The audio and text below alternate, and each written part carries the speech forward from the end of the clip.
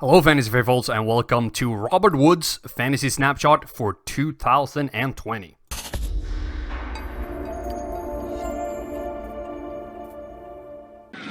Play action from Goff. Goff, deep ball. Robert Woods, he's got it!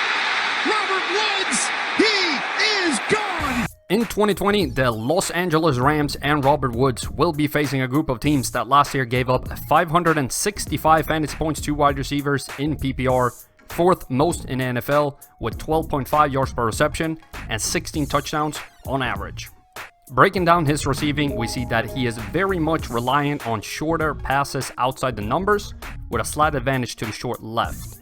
With the same pattern in the deep zones but swapped, I love seeing this all around, especially when his catch rate is so high outside the numbers in the short zones. What's kept him somewhat in check is the below average catch rate on the deeper throws to the outside, only catching a third. Lastly, he has great yards per reception in all zones but the deep middle. With Jared Goff having more pass attempts than any other quarterback in 2019 and Brandon Cooks gone, Robert Woods is looking like a PPR machine. The opponent that fits his strengths the best is the Arizona Cardinals. They gave up 10.1 yards per catch, and opposing receivers had a catch rate of 87% in the short left zone, so be sure to start him in DFS for that game. I would like to take a second to remind you to hit that like button, leave a comment what you think about this video, and subscribe to the channel. I love every interaction I have with y'all, and every little bit helps me put out even more content. Woods' one-game floor is 7.5 points and ceiling 23.3 based on the last 3 years. This ranks as the 9th highest floor and 15th highest ceiling. Incredible stats considering how much competition for touches there's been on the Rams. But we can see with his boom bust ratings that it is very reasonable to assume that the ceiling is too low as the boom chance is very high and that the floor is a bit high as the bust risk is also very high. His touchdown rate last year was 1.4%, which is the lowest of any wide receiver I've analyzed for this year, and we should expect positive regression to at least 3.7. And with that, I have him predicted for 140 targets and 101 receptions based on my market share study, with Brandon Cooks out the way, but Gerald Everett, Tyler Higbee, and Cooper Kupp getting a few more looks.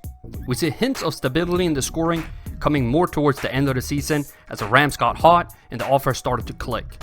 Still, 6 usable games isn't bad, and he only really had one terrible game. Taking a look at the situation breakdown for Robert Woods shows us that he is very even in his scoring, with only one situation really impacting if he's going to be scoring more or less, and that is if he's playing at home or on the road. This home field situation is something we see for the whole Rams team, by the way. So Woods had 9 red zone targets last year, and with those targets he got 2 touchdowns, which is decent, but nothing to write home about. With only 13% of the red zone targets for the Rams, we shouldn't expect too much in 2020 in this regard. The average risk of Robert Woods not scoring above 10 fantasy points in 2019 was 68%, which is one of the higher ones that I will feature in the Snapshot series this year. But in the grand scheme of the NFL, this is not too bad. Average for receivers is in the mid-70s. Based on his current ADP of 45th overall and all the numbers I laid out in this video, I do give him a draft grade of A+. With Brandon Cooks gone and what he showed last year, Woods is now my highest ranked Rams receiver, and together with Kupp, the only 2 receivers with an A+ grade. Under a minute and a half to go, quarter number 3, seam throw, Woods, touchdown! Hello Fantasy Faithful, I hope you enjoyed that video. Don't forget to check out more of them right here and here. In case you haven't done so already, be sure to subscribe to the channel and turn on notifications so you don't miss a beat.